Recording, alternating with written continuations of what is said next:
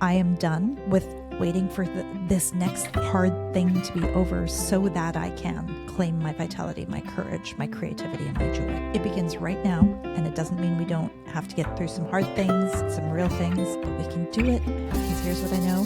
You are equipped to be your own best ally. It is season 2 of Crazy Beautiful Truth. I'm Sheila Delaney, your host, and I am looking forward to another fabulous season. Thank you for joining me for the ride. Thank you to all of the guests who made season 1 so interesting and challenging and filled it with invitations to meet ourselves more deeply. If you're just joining us, this is our first season on YouTube. Glad to see you here. We will be launching a new episode every Wednesday. I am excited to be with you and excited for the conversations that have already begun as a part of season 2.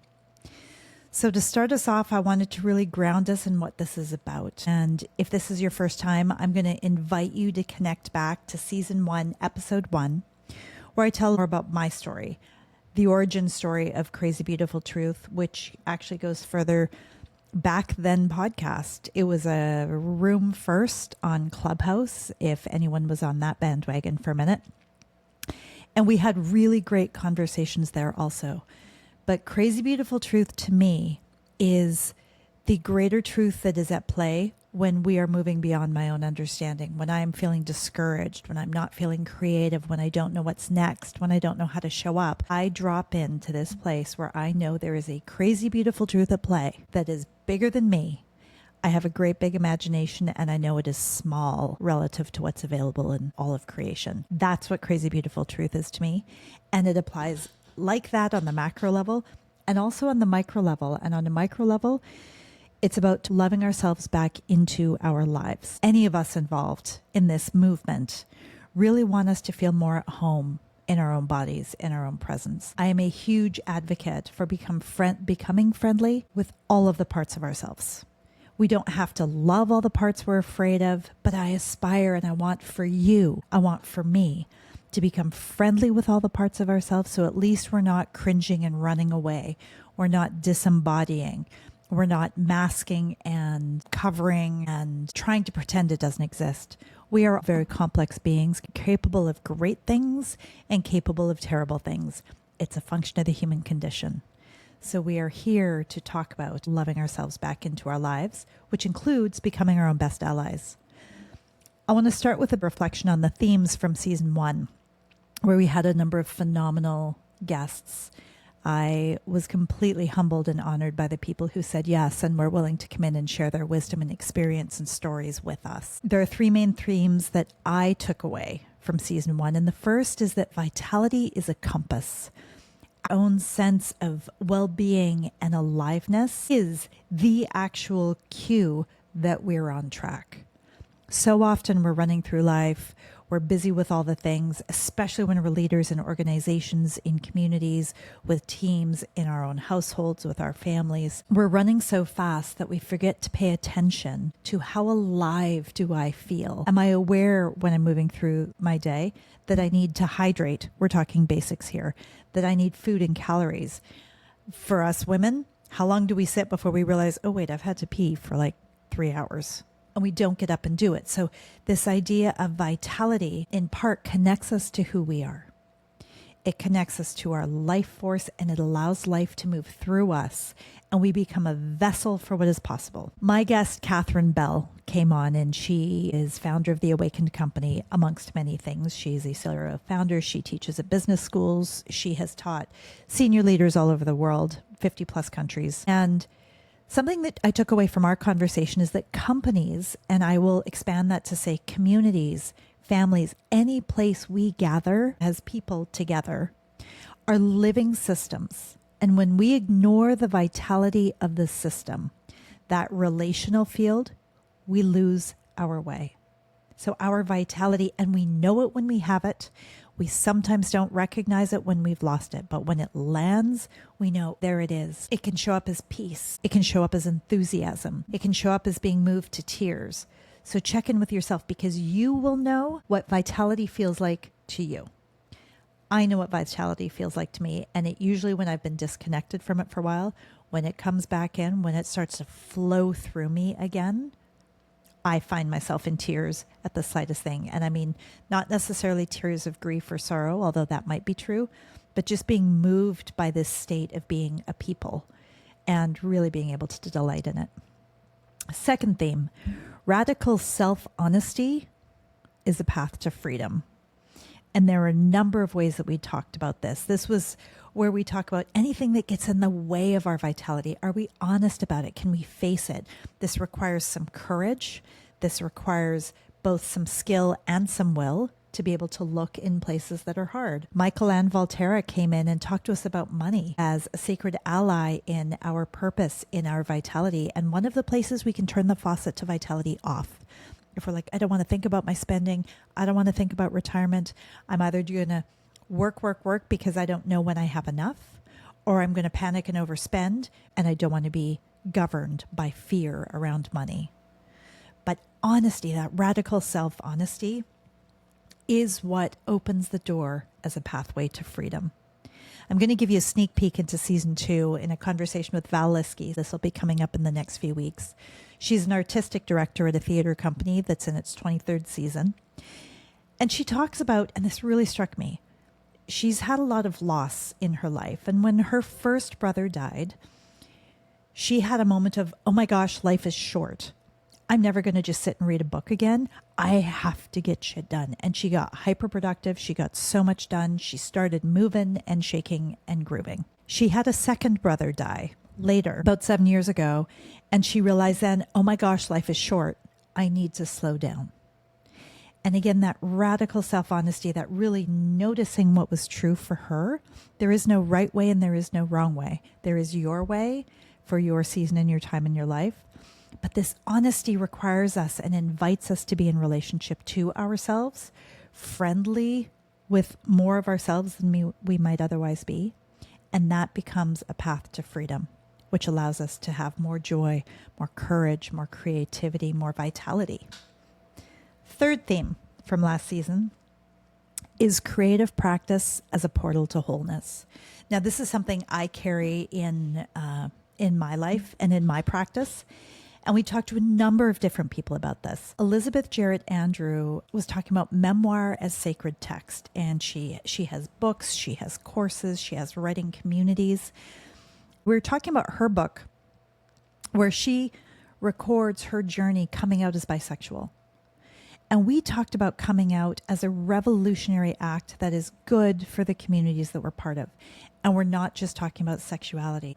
We are talking about all of the closets that we can find ourselves in, creative closets. For me, when I was in law school, way back when, I would catch myself sketching and drawing. It's one of the ways I got through a really busy left brain focused time. And I would sketch. But if I heard somebody come in the door, I would take my sketchbook, fold it all up, and shove it under the couch. I did not want to be caught thinking that I could draw. And so it was a whole journey that flowed from that. There are so many closets for us all to come out of. And so we talked about coming out creatively with our passions, with our interests, with admissions and truth and friendliness with the parts of ourselves that admit, I hate this job. This doesn't work for me. This is not life-giving. We also talked about creative practices, portal to wholeness, when we think about self-acceptance as part of wholeness. And talking to Bill Knauer, this is one of my favorite things of this season. This idea of, do you want to meet self-acceptance? Sit down and write a sentence, craft a sentence. And writers know this. We know those moments where we have crafted a sentence that pleases us. And if you do so, if you sit and you write just one sentence, doesn't have to be a whole poem or creative output. If you plant a flower bed and it delights you, you have just met self-acceptance. You have forgotten to worry what people will think, and you have made a thing that delights you. That is self-acceptance. And that is a beautiful, beautiful thing. And so those are some of my favorite takeaways from season 1. And I invite you, if you haven't been there, start to make your way through. There were some really great conversations there. But as we look forward into season 2, I want to really think about a lot of the questions that are coming forward, because this is a season of inquiry. I think of it as sacred inquiry. And this is, how do we love ourselves back into our lives in all the places we live, love, gather, and lead? So this includes communities and organizations. This includes when we're sitting alone on the couch scrolling and catch ourselves scrolling. What do we do with that moment when we notice the time that we have lost. And what do we want to do with it differently? And if we choose to keep scrolling, nothing in the world wrong with that. But what if we're doing it consciously? So it's very much a season of inquiry. And so I ask you, what is it to grow and evolve as a person? What does that mean to you? Why do you care about it? Why does it matter? Why is it worth thinking about? Why is it worth listening to podcasts about? Why is it worth the millions of books that we consume on this very question? For me, it's very much about, and I've mentioned this, getting friendly with all of the parts of ourselves. The better I know myself, my gifts, my shadows, my strengths, my work-ons, the more clearly I can show up in the world, the more resilient I am. And I've found this has been such a journey. And the more able I am to let everything be an experiment. One of the best things that I am learning from my partner in life is that if you're not a little bit embarrassed before you hit publish, you've waited too long. And so it's really invited me into this question of what is possible? What if it's all an experiment? What happens if I launch a podcast? What if it works? What if I love it? Which it turns out it did, and it turns out I do. And so what is it to grow and evolve as a person? For me, part of it is around that self-awareness, really making it a practice to get to know myself. And before we go down the road of this sounding like self-indulgence, I want to point to a report that just came out very, very recently. McKinsey did a study that looked at leaders, that looked at 2,000 organizations, and that looked at AI. And what came out of that is that what is going to be necessary to succeed going forward is for leaders to be skilled at being able to be human in their connection to themselves first and their connection to others. In the world of AI coming in the ways it's going to be of service to us and the way it's going to scare us and the ways it's going to create shortcuts for things, there are lots of things to think about. But what is coming out the other side of this is this invitation to remember that our humanity is what we create time for, and that's what gives companies and organizations a leading edge. A very interesting study. So it's about our humanity in organizations too. So secondary to this is another question. What is it to trust yourself? The first thing that I see, I've been a coach for more than 20 years. I was a coach before coaching was all the rage. And it's been a delight. I have made a practice of every few years doing another certification or credential or course to stay up on what's going on in human behavior or what's going on in the coaching world. For example, being on the front lines of recognizing trauma-informed everything matters now. It just does. And so how do we do that better? And the first thing that I notice anytime we have come through when we've got trauma in our systems, I'm talking to me, I'm talking about teams that I've worked with, I'm talking about leaders that I've worked with. The first thing that goes is our self-trust. What did I do wrong? Why didn't I catch it? What if I don't catch it again? What if this is an indicator of who I am? And we make that lack of self-trust, then lack of trust in others, because we trust that they're going to begin to mirror. If I don't trust me, well, they can't trust me, which, by the way, they actually pick up. So this idea of self-trust is a really big deal. And so here's what I know. Only you know what truth feels like in your own body. And I'm not talking about fact from fiction. I'm not talking about truth and lies. I'm talking about the big truths. When somebody speaks something true, and it resonates through your body, there's a way that you feel that, you recognize that as a truth that has the potential to change something for you.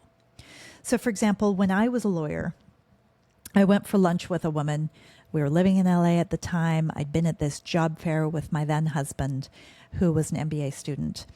And she introduced herself to me as an executive coach. And I looked at her and I said, I have no idea what that means. And I have to take you for lunch, because I felt lightning strike right from the top of my head straight down to my toes. And sure as shooting, we went to lunch in Santa Monica at the Rose Cafe, for anybody who knows it, surrounded by beautiful people on this beautiful patio. And she changed my life. And by the time that lunch was complete, my identity had shifted. The switch had been flipped. I went home and I told my husband at the time, I said, I am not a lawyer. I'm an executive coach. And he looked at me and he said, you're right. That's it. It was just done. I recognized a truth with no understanding of the context when she said the words executive coach, that had meaning for me. But here's what's also true about that. I had to be paying attention. We have to be paying attention to catch those glimmers of truth and then to notice when it changes something for us. The great delusion, I would say, of our thinking, and I'm not the first to say this, is that we think that our thinking is original, that it is our own. But we are profoundly affected by the stories, by the media, by the opinions and beliefs all around us. Everything from our family of origin to what we scrolled past and didn't even think we processed when we're looking at TikTok, when we're looking at Instagram, even scrolling through LinkedIn articles. So I'll tell you an experiment that I did on this point. What is it to trust your own knowing? I went on a year-long input fast. And that was interesting. And what I mean by that, I stopped reading books. I'd read probably, I think, 60 books the previous year. I stopped reading entirely, externally. Sounds a little crazy. I am a geek and I devour books. I love words. And I just stopped. I wanted to quit considering the input of other people, quit deferring my authority and knowing to others. And so I was like, what's possible? What would happen if I go on this input fast? I quit listening to the people that I was following, and I started to pay attention to what's going on for me. What do I think I know? And it turned out it was a lot. It turned out somewhere along the way, my experiences had started to turn into wisdom. It started to grow with discernment, and I began to be able to apply it in different ways, find compassion for people who were in different situations. It really incredibly grew me as a coach. I'll say that for sure. But the other thing I realized that a lot of what I was reading had the effect of making me feel bad, because I'd read the book, I'd put it on a shelf, I would highlight it and I would mark it up. I would say, these are the 3 things that I'm going to do differently. Let me try these on. And I wouldn't. I would mull them over. I would let it sit in my intellect. I would mull it over as interesting ideas and thoughts. It's my go-to place. And I wouldn't drop it into my body to think about how I felt about it and into action. I didn't allow it to change my behavior. So I went on this input fast to stop paying attention to what everybody else said, to notice and discover what I had to say, and allowed that to influence my behavior. Now, let me be clear. This was imperfect because I do not have a perfect relationship with social media. So there was still some scrolling going on. But it was very, very interesting. And that began my relationship with this idea of me search. And I love this term. I heard this first from one of my teachers and colleagues in conscious leadership, Adair Cates, where she talks about the idea of me search. It's a phrase that's been around for a long time, but I'm using it in a very specific way.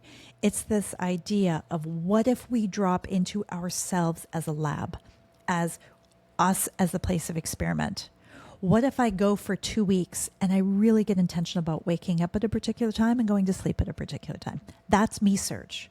That's me taking an idea, integrating it, and discovering what's possible. And sometimes it works and great things happen. And sometimes it just doesn't. And believe me, I've had those too. But it's a pretty great playground. And so we're going to play with that. What is the me search that we can be playing with over the course of this year? It's a pretty great playground. And so what can we play with over the course of this season as we're feeling into these questions? Here's one of the tricks that comes up for me when we're talking about human growth and evolution, is that we're clumsy first. Anytime we try to change anything, we're going to be clumsy first. That's just how it works. We don't learn to walk with perfect and impeccable balance. We stumble, we fall on our butts, we fall on our faces, we get up, we do it again, we do it over and over until we can do it fluidly, and then we can run, right? This is the human condition. And so when we're talking about behavioral change and growth and changing dynamics in our relationships, there is this dynamic that I see at play where, and I'm going to talk mostly to women here, but I don't think this is exclusive to women, where we begin to weaponize our power and weaponize our voices. And we do this first. And so I want to create a little grace for this, but I want to notice that we do it, get friendly with the idea that we do it. But here's what happens. As women, we've felt silenced and or we silenced ourselves for a really long time. And so as we're getting access to our voice, as we're getting access to our power back, we start to declare, I have a voice. I take up space. I exist. Here's who I am. And that's great. And that's beautiful. And then as part of the process, what happens is we can begin to weaponize it. And I've seen this in clients. I've seen this in myself, where suddenly we're like, I just have to express my needs, but now it's weaponized. And you know you're weaponizing it in this clumsy space of growth if we do not also have capacity for other people to have their voice and to have their needs. So if we're weaponizing it just to take up space and then shutting down conversation, we are actually using our voices to disconnect. And we have the effect of isolating ourselves from the people that we really care about, from the organizations we care about, from the teams that we care about. It's like, I have this boundary. And then someone says to you, okay, well, I have this boundary. And you're like, well, I'm speaking about my boundary now. This isn't tit for tat. So this weaponizing piece is something I invite us to be conscious of.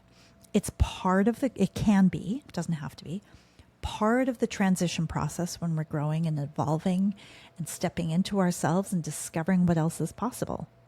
Now that we have new wisdom, now that we have new experience. There is, for example, and I love this, there is the We Do Not Care Club. Maybe you've seen this on social media with a nod to Melanie Sanders. Her handle is Just Being Melanie. And this has just taken off with perimenopausal and menopausal women who are like, listen, we no longer care about your rules governing how we show up in the world. We don't care about wearing a bra. We don't care if our hair is perfect. We don't care if I'm wearing the right shade of lipstick. There's this whole We Do Not Care Club that has just resonated with millions of women and taken her who named it in a way and at a time that it really caught fire. But do we have the capacity to allow others to not care too? So this is the invitation. As we are growing and evolving, we're going to find our boundaries. We're going to find our voices. We're going to reclaim power. And then we're going to take it to the next level where we're going to be able to support and lift up other people, other women, finding their voices, power, and boundaries too.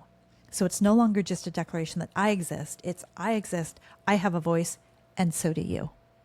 I have a boundary, and I honor your boundary. I have a way of looking at the world, and I can see that you have a way of looking at the world. So it's about moving through the individual growth where we contract and we pull into ourselves, which is part of the process, and then we expand again into connection, into community, into our families and teams. And then as it goes, we will hit another stage of growth where we will contract to take it all in, to figure out who we are and what we do with this new information. And then we will expand again. And the whole system, the whole process, it can be ridden in waves of seasons of expansion and contraction, connection and isolation.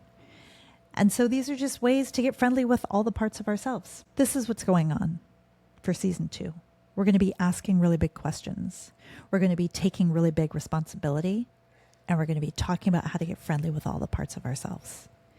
I'm Sheila Delaney. I am delighted to be the host. I'm delighted to bring you this podcast, Crazy Beautiful Truth. Stay along for the ride. Some really great things are happening. The guests that are going to be here, I've already recorded some of these conversations, are full of life and vitality and rich, rich story. And I look forward to hearing yours. So please comment, engage, let me know who you are, because the other thing with season 2, I want to be building community. I want to be talking about this more. So you'll be hearing information where to plug in. So that's on YouTube. There is a Facebook page, Crazy Beautiful Truth. There is the Instagram page, Crazy Beautiful Truth. All with me, Sheila Delaney, and those who are supporting and helping me with this. Let's be talking about what it is to love ourselves back into our lives, because I don't know about you, I am done with waiting for this next hard thing to be over so that I can claim my vitality, my courage, my creativity, and my joy. It begins right now, and it doesn't mean we don't have to get through some hard things, some real things, but we can do it, because here's what I know. You are equipped to be your own best ally, and I'm here to cheer you on. Thanks for listening.